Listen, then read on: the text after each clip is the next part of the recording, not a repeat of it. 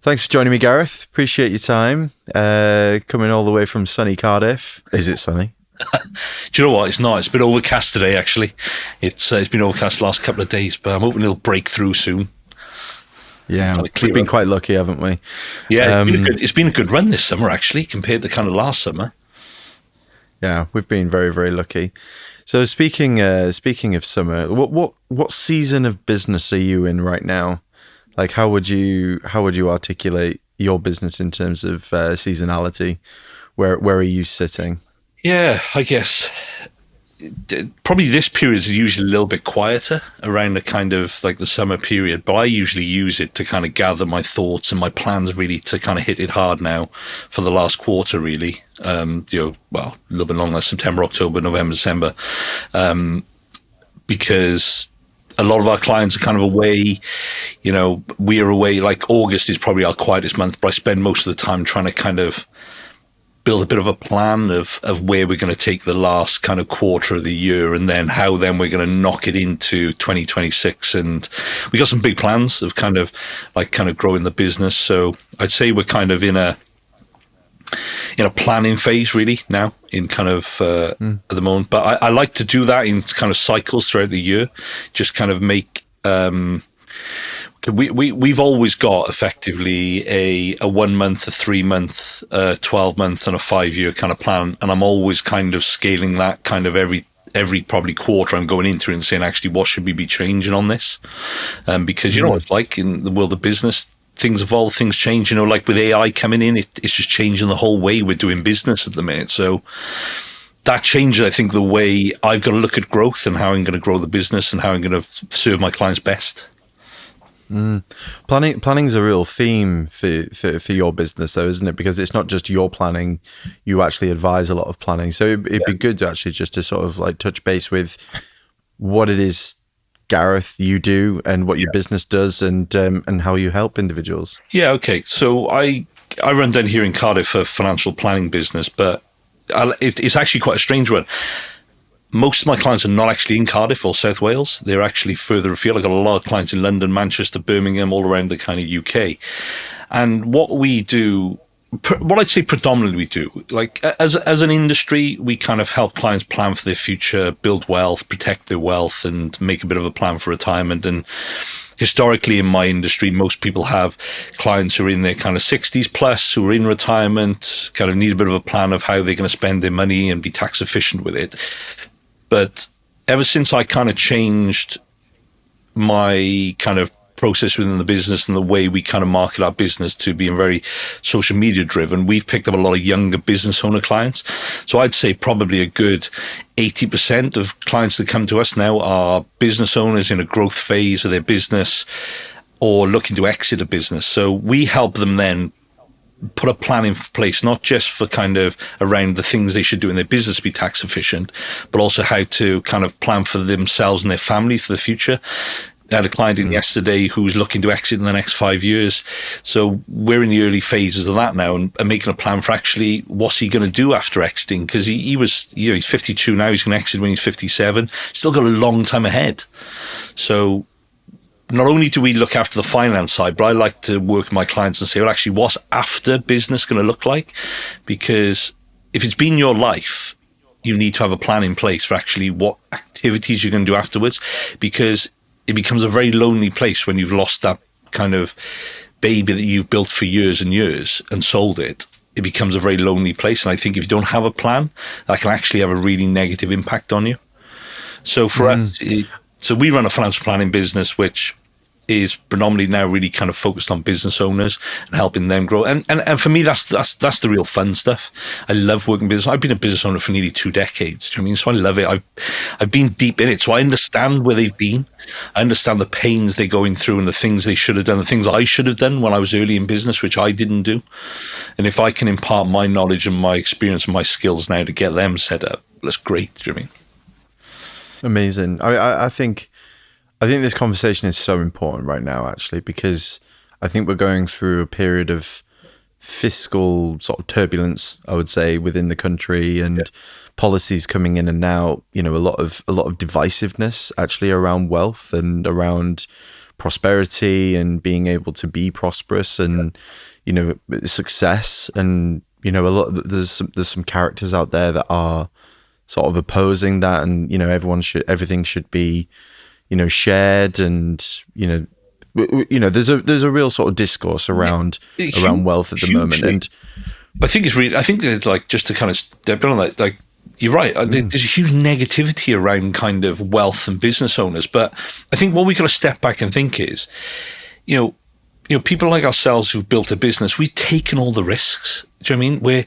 We don't have a guaranteed salary. We don't have guaranteed death benefits. We don't have a guaranteed pension. You know, we don't have all these things. We're taking risks. We're employing people. We're running small businesses. We're the heart of what the economy needs to grow. And sadly, the UK economy is penalising that at the moment, and there's a lot of people out there who are spreading this world about taxing the rich. But I know what they actually mean is they're on about taxing the kind of super ultra rich people, but it's not coming across like that. It's coming across like taxing me and you more. You know what I mean? We're trying to kind of make a difference with small businesses who, like I say, is for me the lifeblood of the economy.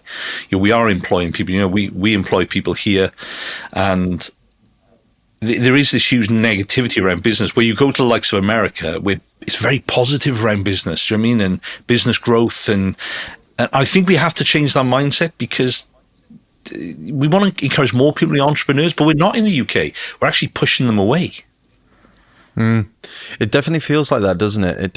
You know, I would say I'm pretty apolitical. You know, I don't really choose a side, and I think, you know, it's people are very sort of like policy driven, and that's great, you know, if you're policy driven. But a lot of people are going for characters now. You know, a lot of people are supporting characters, and I don't want to obviously make this about politics, but finances are inherently linked with policy, because that's what essentially dictates how our money is distributed. And so from the point of a business owner, then, you know, I'm in my 30s, you know, so let's use me as a case study potentially, and like, let's walk that through potentially as a thought experiment. Being a business owner for, you know, just under 7 years now, what should I be thinking about in terms of my finances? I mean, I obviously know it depends on goals, but like where I am now, how do I even start to think about planning? Like, what do I need to do first? Yeah, okay. And so the first conversation that I always have with any business owner is, you know, what are your biggest fears around what you're doing now? You know, what are you doing with your finances? What experience have you got around money? You know, because it's good to kind of know how people have kind of grown up, whether they've grown up with money, without money. Money has been a struggle, because that will shape our kind of mindset of what we want to do. You know, do things like investing in the stock market. Does that scare you? And I can gauge then from that initial conversation, actually, how much education do we need to do with the individual? Because for me, financial planning is about 20% investing. The other 80% is actually behavioral based and actual real planning and tax planning. You know, like the money side kind of takes care of itself, you know, but what we need to do is make sure we understand what really drives you, motivates you to kind of get to where you want to be. And then for me, really, when it comes to planning, then the first phase with anything, and this goes across the board, is understanding whether you have a budget. Do you understand what's coming in and going out in the household? Yeah, okay. You probably understand it in your business, you know, because a lot of people have systems and they have budgets and things like that. You know, some people don't, but you usually kind of know what's coming in and going out in your business, because you know your profit margin at the end of the year, you know what tax you're going to pay. But we very, very rarely know as business owners what we've got coming in and going out as a household. So if we can get a bit of a bearing on that first and understand where our kind of money's going, we can then start to put a bit of a plan in place. And then for me, it's then working out actually what do you want to achieve. Is your business in a position where potentially you're going to sell and exit it at some point? So is there an aggressive time? Because what you find is when people are building and selling and exiting, it's usually within a 5-year period, they're probably going to do that. Yeah. So if you're in that growth phase, then we've got to plan slightly differently. If you're kind of building a bit of a lifestyle business in reality where, yes, it probably could be sold, but you're probably a little bit like my business. I've been doing this since I was 30.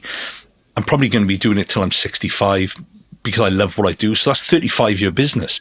Now, that could be sold at the end as well. So I've got to plan slightly differently for that. Because if we're looking at planning for a short exit, then we may have to be a little bit aggressive with savings, but then we're also potentially going to have a lump sum at the end. But if, like your business, for example, Paul, you're planning to keep this going for the next 20, 30 years, then we can be a little bit more strategic in the way we plan and probably do it in probably slower steps. Yeah. So for me, the initial would be, well, let's make sure we're adequately protected as well, because what you generally find with a lot of business owners is they potentially are the main breadwinner in the family. So therefore, what happens if you fall over and you get ill, you die? How does that affect the family and how does that affect the business? So the underlying thing for me is protection. Let's protect you first. Then we start to build the layers on. Let's get you tax efficient. Let's start making some pension contributions from the business because they're tax efficient. And you then start to build some wealth. Okay, start to build some wealth. Then we can start tagging in some other kind of things like your ISA savings. I like to keep it simple, very vanilla in the way we do it. But if we can manage behavior, educate you around investing, educate you around why we're doing these things, then that makes a huge difference. So it kind of depends on where you are in your phase of your business. But for me, it's just getting the foundations right. You know, we don't do anything weird and wonderful. We don't do anything like weird and wonderful tax schemes because most of those will come undone and bite you in the arse in the future. So I like to keep it vanilla. And for me, it's kind of just being that guide for you and that, because you're like, is it just you, the main director in the business, Paul, or you got others? Yeah, so I've got a business partner. Yeah, so that's great. So you got some to lean on. Essentially, so it's duplicate, yeah. Yeah, so you get someone to lean on, right? Now, a lot of business owners I deal with don't have someone to lean on. So I kind of like to say, look, I'm that person to lean on. I've run a business. I've probably experienced some of the things you've been through, or at least if you want to chat about it. So we'll be here as that sounding board as well. Pick the phone up to us, book a meeting in. Let's chat through the problems you got. Because it can be quite lonely as a business owner. At the top, and I don't think that gets talked about enough. No. Actually, just the loneliness of running a business, because and it's like you said in your sort of opening gambit there a little bit. You know, it is lonely. Yeah. You're going to make some mistakes, and you don't really have anybody around you to kind of sound those mistakes against. And I think that's because there is a real sort of trend of entrepreneurship or business ownership now, and people may be going freelance, and you know, whether or not you consider freelance a business, but you know, or just self-employment. But at the end of the day, like there are more and more people now that are looking out into the world and going, I want agency. I want agency over my own income. I don't want to be, you know, I speak to so many people who have been made redundant. I was made redundant a long time ago, and things can just change in the click of a finger. 100%. And it's like, oh my God, now what do I do? Am I going to just go find another job and that could all go away tomorrow? So we talk about the risks. Yeah. And, you know, we talk about the risks of being a business owner and how we take all the risks. But we're actually taking risks when we work for someone as well, aren't we? Yeah, do you know what? And it's an interesting one. And it's something that I talk about quite a lot with people. I actually think being self-employed is probably the least risky type of employment you can have, because it's your destiny which determines whether you get fired or not, or lose that job or get made redundant. Yeah. But sadly, the statistics are against us when we set a business up. I'm sure, isn't it something like in the first kind of couple of years, 90% of businesses fail, and after 5 years, it's still that quite high. So actually, if you're 5 years plus in the business, you're one of the very few people who've actually been able to maintain that. But I do still think that actually by owning your own destiny, running your own business can be far more secure than being employed. But then I also have a little bit of a caveat with that. And I've had a conversation with some business owners, not of late, kind of probably a few years ago, where you look at what they're actually earning and turning over, and they'd actually be better getting a job. Because there was one person that I kind of met. He had a team of about 5 people. He was the lowest paid person in the business. Okay. He was stressed, working 60 hours a week, staff on the sick. His wife had to go back to work instead of looking after, she was kind of taking time off, like he had to go back to work. And I actually had to have this quite harsh conversation with him and said, actually, with your skill set, you'd be probably better going to get a 60, 70,000 pound employed job with benefit package, because you're only drawing 20 grand a year. And it was kind of like, your skill set, you'd be easily get a 70 grand a year job. You'd get a pension. You would get health benefits. You'd probably get a car with that job as well. And you'd be able to take 6 weeks holiday a year. I said, you've told me today you haven't taken a holiday in 5 years. That is not entrepreneurship. Do you know what I mean? That is you kind of getting stuck in a rut. So I think there is that little bit of a caveat to run a business, in that you've also got to have a sensible look on it and see, well, actually, am I doing the right things for myself? Because like I worked very hard in the beginning around my business. My structure now is a little bit more kind of flexible, especially when it comes to holiday. Like I'm generally not in the office till after 9 o'clock. I'm gone by 3, 4 o'clock. I get to spend time with my kids. I never really work late. I'll do a little bit in the evenings just to catch up on stuff, but that's more so around kind of content creation and things like that. Some of the stuff that I really enjoy. But I do think if you're running a business, you've got to have the right balance. Otherwise, you might as well just go and get a job.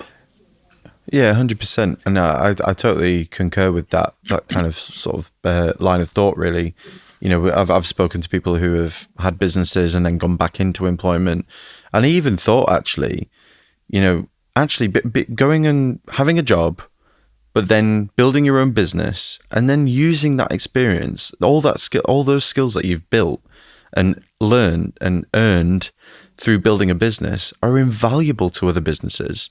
So, because it's stressful trying to generate leads and generate business, and actually you've got the skill set, you can almost become that kind of Swiss Army knife for someone else's business and earn good money, get all the benefits, but you've gone out and invested in yourself for 5 years. Yeah, exactly. And put your sort of life on the line a little bit in terms of your freedom and what have you. Now you're invaluable to a business. So actually there's almost an argument to say, and I'm not saying that this is what I believe, but I'm saying there's an argument here to say going out and building a business for yourself or going freelance and going out on your own could actually be the best thing for your CV to then go get an amazing job elsewhere, because you could probably have gone from a 30 grand a year job, then you go to 20 grand a year for 5 years owning your own business. And then all of a sudden you could be getting paid 80, 90, 100 grand a year in someone else's business with that particular skill set. Yeah, exactly. And for me, if I was looking at a CV which had that on there, and we did actually recently, and we took somebody on in that same position, went straight from university, straight into running their own business, but kind of wanted that ability to be around people now as well. She's quite young. She works for us now, but she's done that. Do you know what I mean? And that was a bit of a standout for me in a CV, is the fact that she'd gone, actually, no, I'm going to go and do this on my own. And her reason really for coming to it wasn't so much she needed extra money, it was more so she wanted that, I think, office camaraderie and, ability to kind of bounce off different people, because it is lonely as a business, especially if you just set your own consultancy firm up or your online retail and it is just you working from your bedroom. That's a really lonely place. But like I say, you can gather some really invaluable skills, you know what I mean, around kind of business. So talking about investing in yourself, and I do want to come on to something you mentioned earlier around content, because I know you've had a really sort of unique and quite a fresh experience with creating content, for your market. But just coming back to investing in yourself, then. So, like, if I was to ask maybe sort of your top 3 or 4 tips for investing right now, as I say, we're in a bit of a turbulent period when it comes to finances, and we don't quite know what the chancellor is going to turn around and do next, and how that impacts business owners. And it does seem very anti-enterprise and anti-entrepreneurship right now. But what can we be doing to safeguard ourselves as business owners to help us, not necessarily grow, but just keep investing, safeguard ourselves for the future? What like 3 or 4 things can we be thinking about? Yeah, I think probably the big one for me is probably knowledge and education, and like probably invest in yourself. Because we've both been on the KPI Dent program, haven't we? Yeah. I mean, and like that was something that I did during 2020. I'm not going to use the word, but and it probably, investing in that was a little bit scary for me at the time, because I read the books that Daniel did about becoming a key person of influence. And it really resonated with me, but I didn't really know how to do it. And I would say I went through the KPI program and learned a lot, but actually probably didn't really put it in place until the last couple of years ago. And now it's kind of clicked. And it's like, now I know what that was all about. So for me, I think we're in an era now of, for me, it is the digital and creator era. You know, everything is online, everything's quick. You've got to have an online presence. You've got to become that key person of influence to, I think, really kind of grow a business. So I think for me, a lot of education has got to go towards actually how would I grow my personal brand? How will I grow my business brand? So that'd be one thing for me. It would be actually investing in some sort of, I guess, personal growth program or even just learning it yourself. There's so many great resources out there. It doesn't cost you money to do. To kind of build a profile and just follow other creators who are kind of doing very well in that kind of arena. So investing in yourself is a big one for me. You know, the other thing, like this probably goes a little bit off kind of, I guess, financial planning and things like that, but investing in your health and wellness, like it's been a massive thing for me over the last couple of years, because it's so easy as a business owner to work long hours, not exercise, not eat well, drink a lot of coffee, drink alcohol, to think that it's going to kind of help things. But for me, I've got quite a young kind of family, and I feel I'm 47 this year, and my daughter's 5, my son's 10, and I want to make sure that I'm the fittest, healthiest dad that I can ever be. And for me, a couple of years ago was a big shift in that. I kind of had a couple of kind of health issues, nothing kind of particularly major, but it made me kind of think, actually, I need to now fuel myself better, sleep better, exercise better. And I've literally turned my health around. I actually feel the healthiest I've felt in my whole life. I can remember back when I was like, I binge drinking as a younger kid, do you know what I mean? And I did that probably till I was in my mid-30s. And I had a good run. I had great fun. I'd never give it back. But now I don't particularly drink now. I very, very rarely drink. If I drink now, I'll drink non-alcoholic drinks when I go out. I'm very 80, probably 90% of the time, I eat very kind of clean. But I enjoy eating the way I'm eating. I supplement well. I sleep well. And for me as a business owner, and I don't think it's just for business owner, this could be for anyone, I think we've got to take better care of our health now, kind of going. It's like what they say, isn't it? They say health is literally wealth. It is. Like, you know, really, what does it all mean if you don't have your health with you?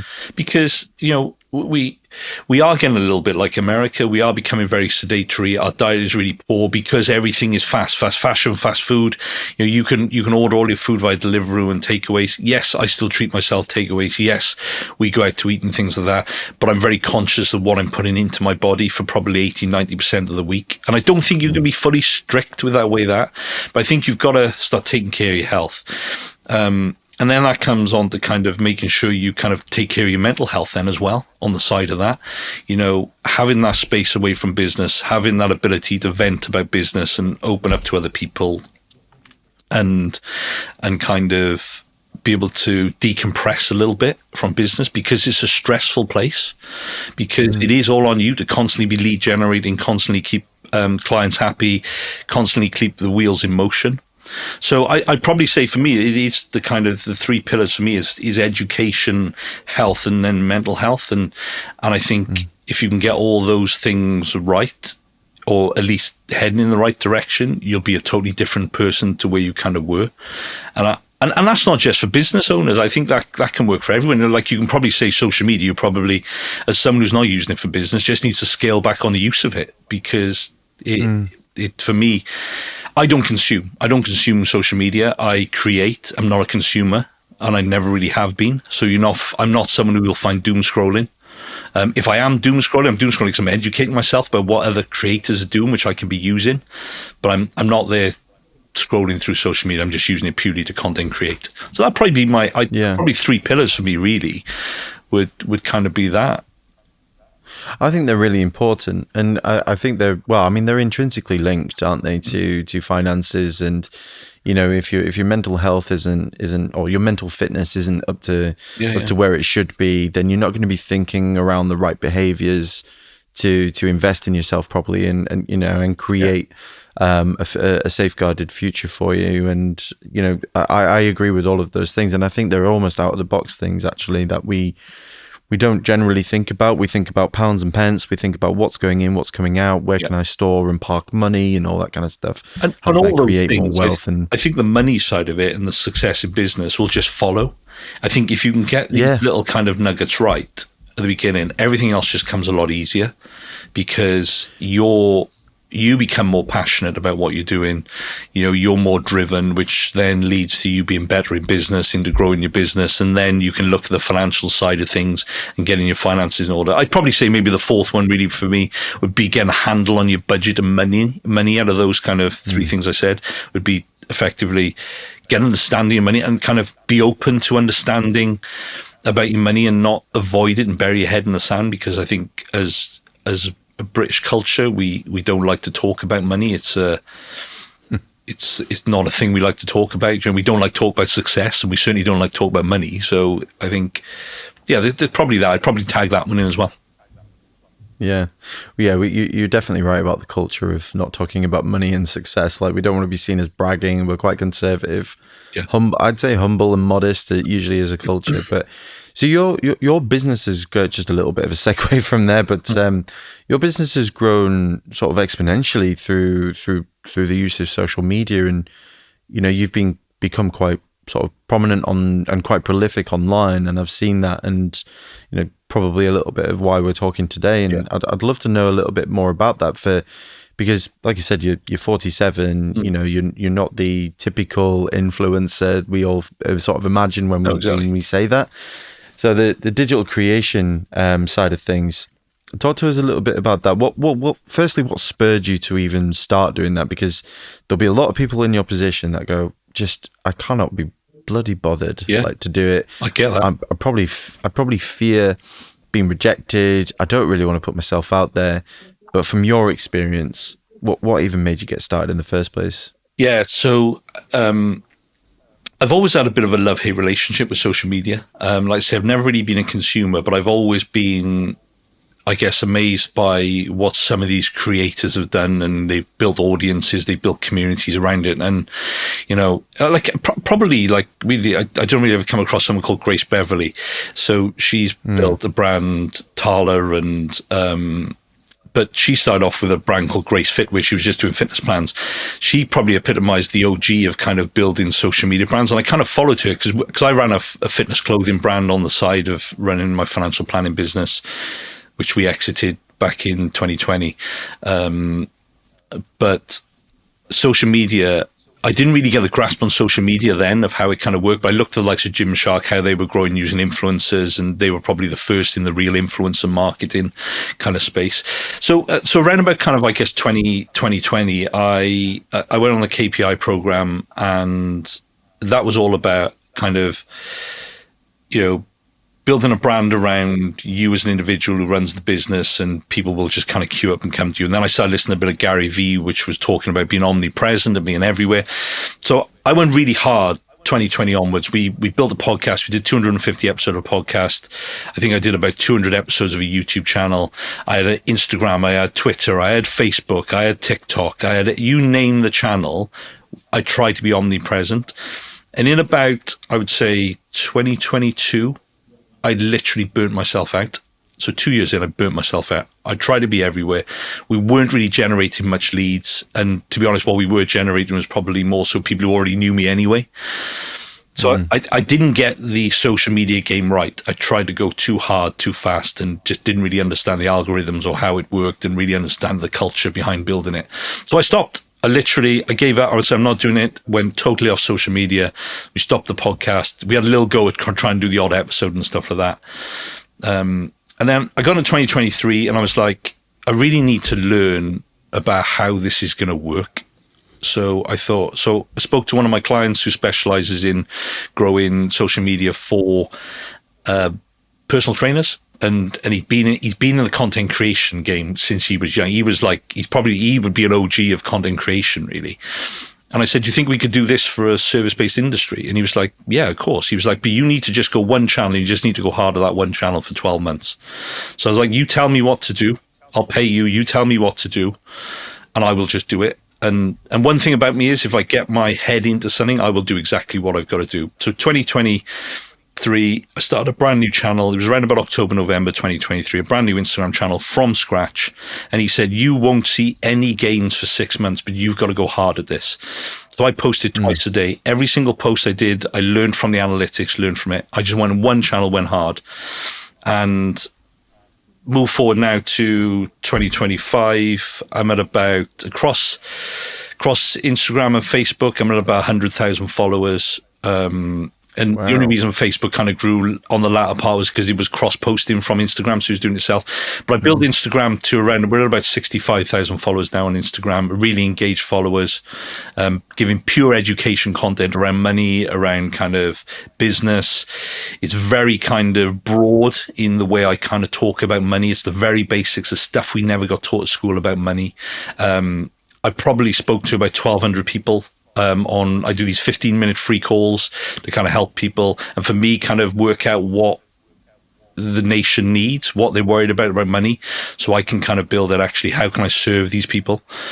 So that was it. The key to me was consistency, one channel, go hard, get out of my own way, because it's so easy to be like, people are going to laugh at me. People are going to think I'm stupid. People are going to think I'm like that TikTok person doing dances. It wasn't that. It was pure education. And I had to get out of my own way. I had to be mindful that people were probably going to look at it and probably think, oh, here he goes again. But at some point, people are going to turn around and be like, oh, wow, he has actually built a community and a channel. He is serving people. And that's kind of the journey. So I got it very wrong at the beginning, but I'd say over the last couple of years, I've really learned how to do it. And what I'm doing now is I'm moving that on to the next channel. So I moved it onto TikTok now because it's just repurposing the same content. I've learned about the TikTok algorithm. So that's growing now. YouTube has been my next one. I think I'm about 6 videos into YouTube now, and that's already starting to grow and heading in the right direction. So but I'm not going to go any more than that. They're going to be my only channels, really. Probably I'm going to double down on Instagram and YouTube. YouTube's a big passion project for me because I consume YouTube so much, and it's longer form. I think it's great for growth. But yeah, that's the kind of journey. And for us, it's been, it's helped great growth within the business. It's allowed us to employ more people. We're training up new advisors here to kind of help with a kind of legacy point of view of our business. And it's taken us into a totally different realm of client, a lot younger, growth, positive mindset clients coming through. I love that, though. I mean, just to kind of dissect a little bit of what you've said, and from my experience, obviously, people will know, like, I run a paid media agency, but we're also building a tool on the side to help people who want to get started and be omnipresent using content. Yeah. But the very fact that people don't understand is it is consistency. There is a time lag for results. But what I think you did, and I think what was really smart, is you almost had that personal trainer for social media. You had a coach. You had someone who was able to take you through it. And not everyone can be in that position, but they can certainly have someone at the side that's keeping them accountable to do things. And I think that's really admirable, actually, that you've kind of taken that approach, because most people will do what you did before and go hard and heavy all over the place, big burst of energy, and then burnout. Yeah. And that's what we don't want to get to, because burnout, obviously, as we spoke about before, is your mental health, your actual health. And it's all incumbent. It's all together, isn't it? Health and mental health. Yeah. But I think that.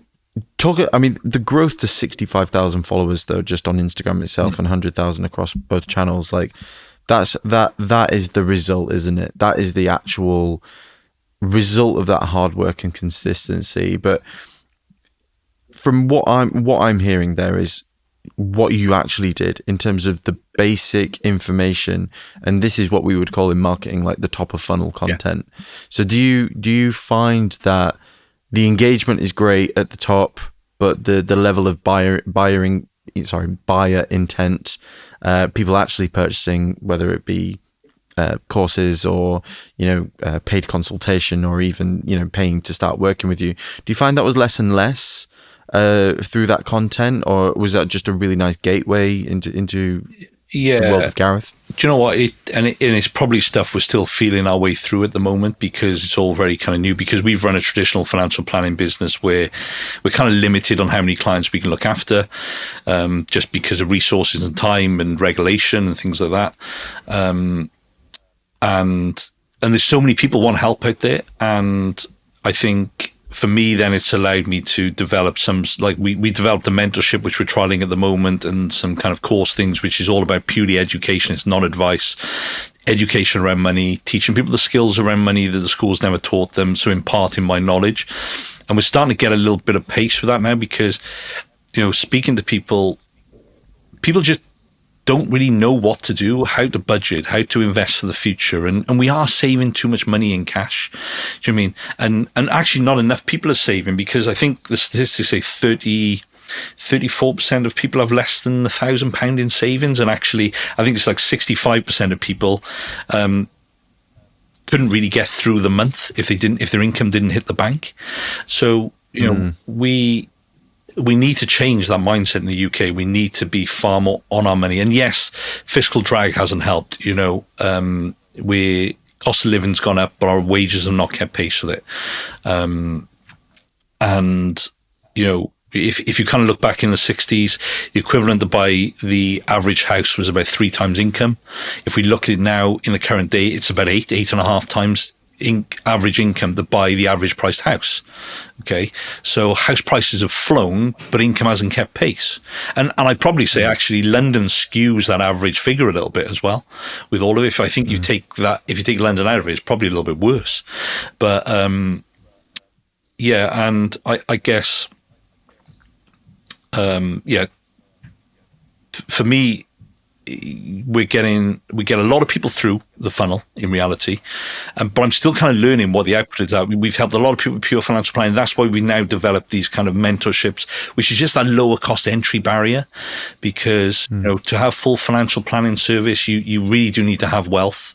Or you got to be willing to pay a fee to supplement the kind of wealth you need to kind of invest, really, because for us to help you grow your wealth, you need some assets behind you to do that. But also, you also need to learn how to start. So there's this thing in the UK called the advice gap, which is just getting bigger and bigger, where effectively there's not enough outlets for people to get financial advice, because one, there's not enough of us. Like there's somewhere in the region of 27,000 financial advisors in the UK, and that includes your bank and building societies who don't really offer advice anyway. So if you took those out of it, it's probably even less. But there's gone as how many, 60 odd million adults in the UK who want to access advice but can't, because there's not enough of us. Okay. So how do we overcome that? And there's not enough people coming through behind us, because the statistics say in the next 10 years, we're going to lose half my industry. So my industry is going to drop to about 15,000 advisors, but we're actually going to have more people who are going to want help. Yeah. So it's an incredibly underserved market right now, and it's going to be even more underserved. And that's why you hear things like Rachel Reeves saying that we need to be, it's probably one of the things I do agree that she kind of says is that we need to be investing more. Like last year, 65% of ISA subscriptions were into cash ISAs. Do you know what I mean? So we save, but that money there is not short-term wealth. That's money people need for long-term investing for the future. Anything less than 5 years, yes, leave it in cash. Anything more than 5 years, we need to invest in the great companies of the world and invest in the stock market. So I do agree with that. Just really quickly on that one, I think where she gets it wrong, and again, we don't want to make it political, but where I think she gets it wrong is that people don't want to be told what to do. They want to be guided. 100%. They want to be they want to be shown the way. Yeah. Because they don't necessarily see. The average working person doesn't see the road ahead of them. No. So Rachel Reeves just dangling this kind of policy in front of people, going, we're going to reduce cash ISA limits, and you're going to have to invest in the stock because it's good for you. Yeah. It's like, we need the education around that. Brilliant. Thanks for that. It's a scary place to invest, and people don't understand it. And it's that education piece. Is all well and good as saying that. And that's the bit, I agree with what she's saying, but I don't agree with the process behind it. And this isn't being political for me. This is a great idea, but we've got to work out how the hell we're going to educate people. And does that fall on people like myself and other creators out there? And and I kind of have a bit of a love-hate relationship with the whole creator industry, because there's a influencer market with financial influencer kind of community. But I would say probably a good 95% of those have got no qualifications whatsoever. They've never worked in the industry. They've never worked with a client. They've generally had a bit of luck since 2020 with the markets. You know what I mean? Like, we've been in a bull market since 2008. So anyone who's invested money in the great companies of the world will have made money. But how would they fare if we had another 2008 crash? How would we fare if we had a crash like when we were in the world wars and things like that? You know, they're very good for education, but I think they're a little bit misguided where they're trying to push everyone down this, everything fits in one hole of investing and is education. So there's that balance. There's some great creators out there, and I'm not saying all of them, but some of them are out there purely just to monetize things, where I give so much of my time for free and my education and content. Like, I do these calls, and they're free calls, and sometimes it's just pointing people in the right direction. These are the things you need to do. Okay. But if actually you want to go that next step and want to do a little bit more, then I can work with you one-to-one, or I have got a mentorship which will help you with that. Okay. And, you know, we just need to increase the education. It probably starts in the schools, colleges, universities.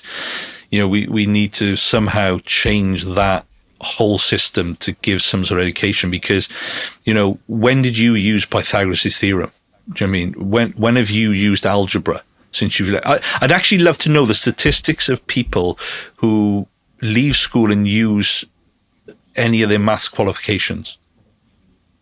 I've been inclined to say I mean, I personally can't answer. I don't know anyone. I don't think I've even other than my other than general mental arithmetic. But with the advances of AI, you know, even a calculator is a what do they call it? Like a linear like AI. A general £1.99 calculator from Asda will do everything that anyone needs to do. Do you know what I mean? Yeah, exactly. But I think you've made a really good point, and I just want to highlight it, because it's really good for people who have a business to understand sort of like the marketing and sales.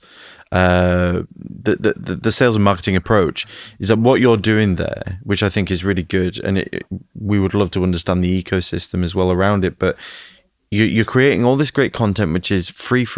It's there for anybody to just grab a hold of, and it's like, you know, in your own words, it's a little bit broad. It's potentially a little bit sort of generic advice, but it's stuff that people don't really know.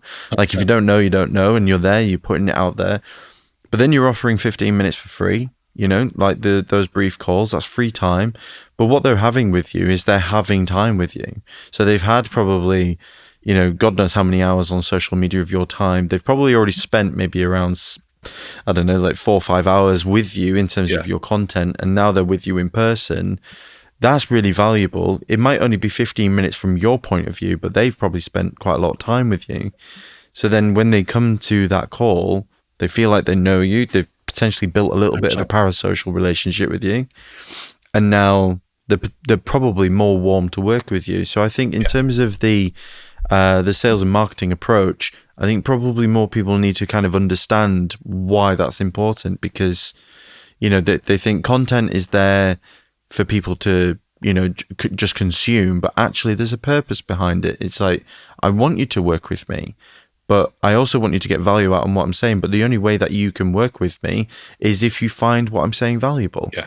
And, you know, so I think that's really good. And I just needed that highlighting, because I think if people were to take anything away from this conversation, it's like the power of content with a really good sales and marketing ecosystem can work wonders for anybody. Yeah, it's the know, like, trust.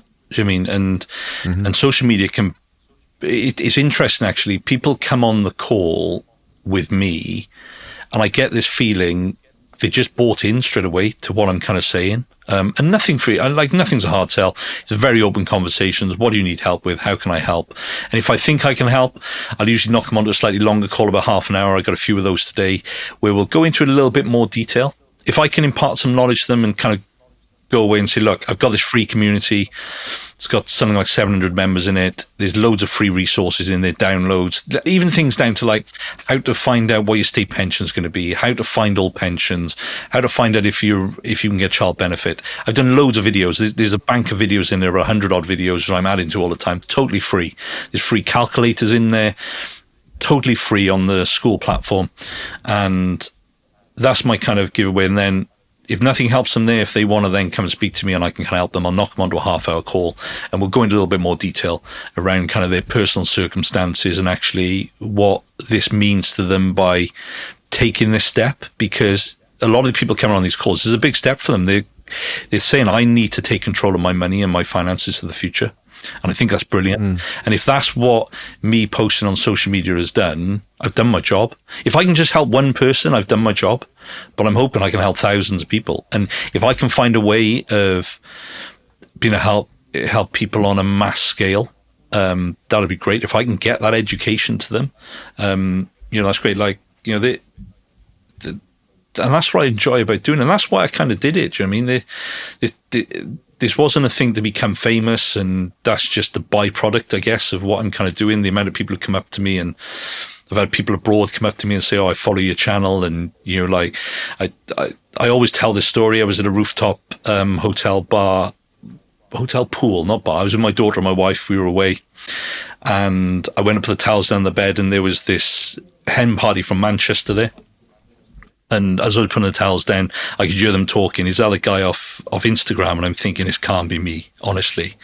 And then the one guy said, you the money guy off Instagram? And I was like, yeah, could be. And she was like, yeah, you are. She showed me. I was like, yeah, that is me. And at that point, I only had about, I think, 15, 20,000 followers maybe at that point.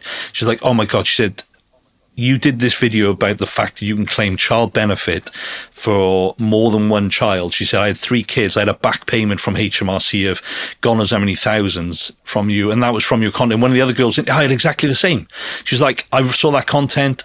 And so actually, I think about half the hen party there had consumed my content. But actually, I don't think any of them knew they were consuming it. Do you know what I mean, in a way? That's amazing. I think that changed for them. That was just a bit of content that I put out about actually, if you've got more than one child, you can claim child benefit for all of them. If you've got 10 children, the first one's at the highest, the other 9 are going to be at the slightly lower rate, but you can claim that for your children as long as you sit within certain income bands. So I know that content has made a difference. I then had to go and explain to my wife why I was talking to a hen party, but that was just by the by.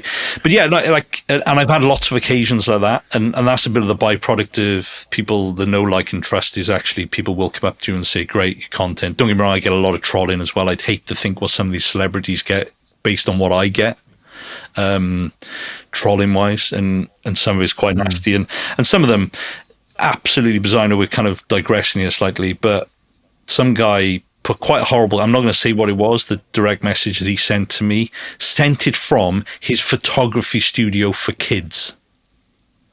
Oh my God. And it was actually quite a horrible comment that he put into my DMs. So me being me, ex-police officer, don't worry about confrontation, pick the phone up to him. Wow. How did that conversation go? Not very well for him. Right. A grown man crying on the phone was an interesting conversation. As I told him that I'll be forwarding his content onto the police, and I don't think he'll be taking photographs of kids anymore. Wow. I mean, that's extraordinary. But I have no problem with that. I've done it quite a few times. I'll happily, if I can find out who that troll is. A lot of people don't, but some people are that stupid, they'll do it from their business. I'll just pick the phone up to them. Doesn't bother me. Because some people need to be told. I mean, yeah, they do, and I kudos to you for calling it out and confronting it. I think the general sort of advice I usually give people, well, and it's quite widespread advice, but it's something I've kind of taken on as well. Is just try and not read the comments. No, try not doing it. If you believe in what you're doing. Yeah, there'll be people out there. There'll always be, and I use the school planner analogy. When I was at school, we used to have a school planner where you would get good and bad comments from your teachers, depending on how well you'd done in lesson and whether you'd done your homework properly and stuff. And I always used to focus on the bad ones because they just stuck out like a sore thumb. Yeah.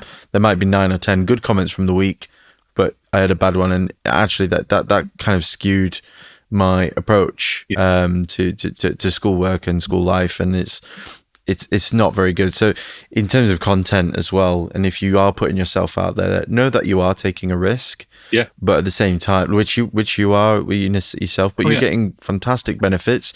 People noticing you, having that parasocial relationship with you. You've changed people's lives, clearly. But there is always going to be that one, dare I say it, dickhead who is going to take the time out of their supposedly busy schedule to go and try and ruin your day. Yeah. And him crying down the phone is just an example of how weak these trolls are. And that's the problem. And I think, and you've got to have a little bit of thick skin if you're gonna grow on social media, because you are going to get them. And like from a commenting point of view, I try to reply to most of my comments if I can. Sometimes posts go so viral I can't keep up with it.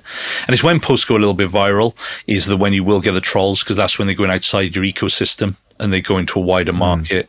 And that's a little bit why TikTok is very trolley, because TikTok's algorithm works very different to Instagram, where Instagram feeds your community first. If your community likes it, it'll push it out to a wider community.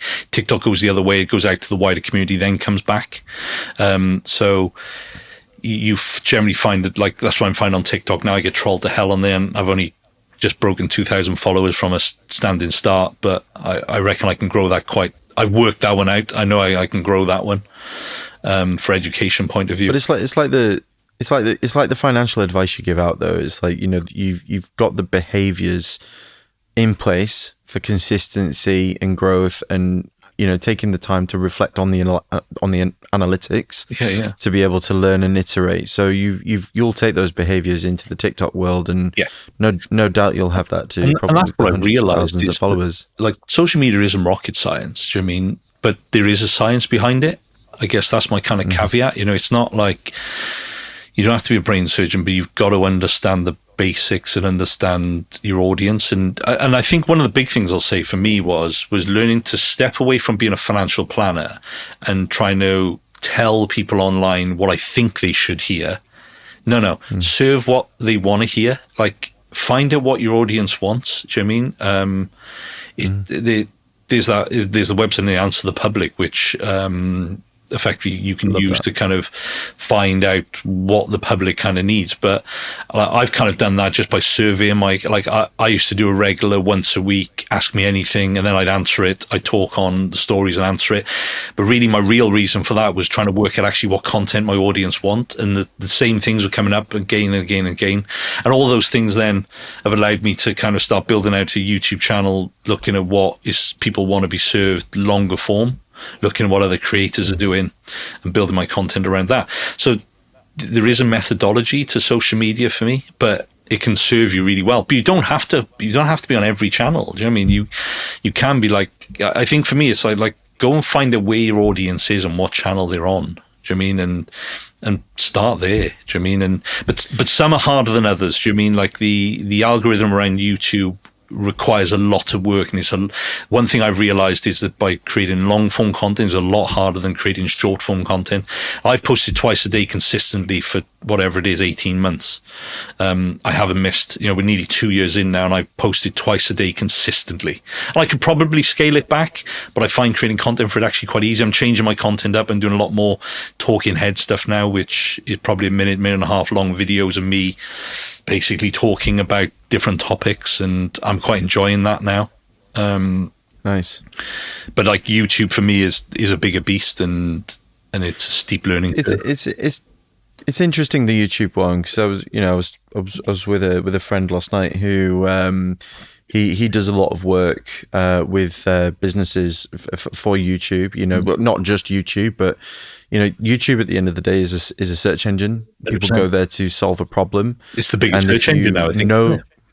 Yeah, it's definitely up there with. I mean, it's the fact that it's owned by Google. It kind of like makes it, by proxy, the biggest search engine anyway. But people go there to serve, to solve a problem. If you know the problem that you solve for the client, all you can do is just create videos around the problem, like Q&A, like you said, like the Ask Me Anything kind of stuff is great.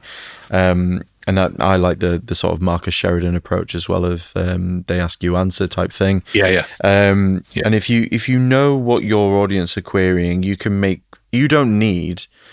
And his advice usually is to people, it's like, you don't need like 100,000 followers. You know, it's the opposite side of this. You don't need 100,000 followers. You just need a hit list of 100 businesses that you could potentially work with, create a piece of content that solves their problem, or at least shows them how they can solve their problem, deliver that to them directly, start a conversation, and you could be having that sale within weeks. And it's so there are two sides to this. There's the side that you're kind of going down with, you know, making content for the masses, which is amazing and it works. But there is also the other side as well, which people probably don't really realize, that it's you know, it's still graft, it's still hard work. Yeah, and I think I think if you and one of the things I would say, if you're going to be building content, you want to build a presence online, you've got to be quite mindful early on that what happens when people do start coming to me and asking me, can I help? You have to have a process for how you can help them. And we run different things. Last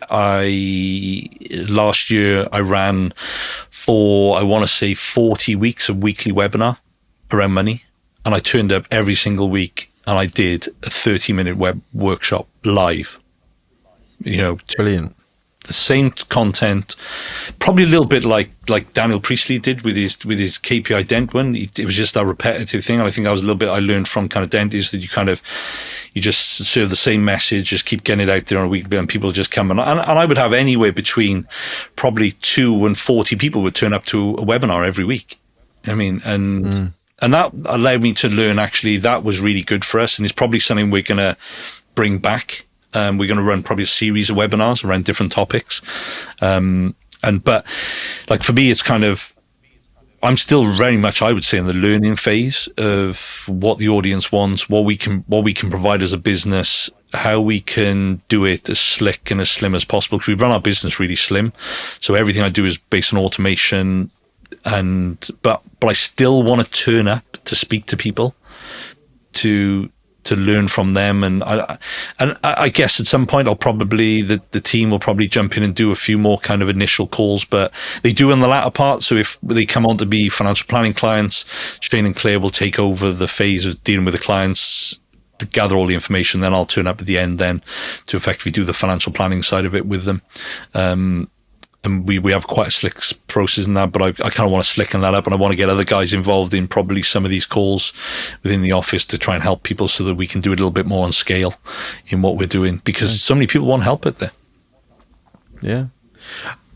We're kind of coming to the end now, but I want to sort of like finish this by sort of asking you a question, really, in terms of when it comes to business and business growth, what are we not talking about that we should be? Like in terms of, you know, whether it's maybe something a little understated or maybe something that not many people really know, but, you know, when it comes to running a business or, you know, trying to grow our businesses, what are we not talking about enough? I would say it's probably a few things, really. I think we're probably not praising ourselves enough for what we're doing. Okay, because no one else is going to do it for us. No one else is going to tap us on the back. The government is certainly not going to tap us on the back at the moment. Sometimes our peers around us will. So I think it's probably just sometimes standing back from the business and realizing what you've built and what you've done. Okay, that for me is kind of a big one. Celebrating those successes and just enjoying the process a little bit more. And one thing when you're kind of growing a business, you do need to surround yourself with the right people. I know that's probably an age-old adage, but it's got to be the right people who have got the same mindset as you. You're like, over the years, I've removed people from my life who bring in negative energy, or I'll kind of reduce the amount of time I spend with them, and try and surround myself with people who've got a similar sort of growth mindset to me, are going in the same sort of direction, have a bit of a laugh along the way, and that you can, I guess, I hate to use the word bleed, but bleed your problems too, because like there's three of us as directors here now. Originally it was two, but Claire stepped up now to be a director as well, who's worked for me for a long time.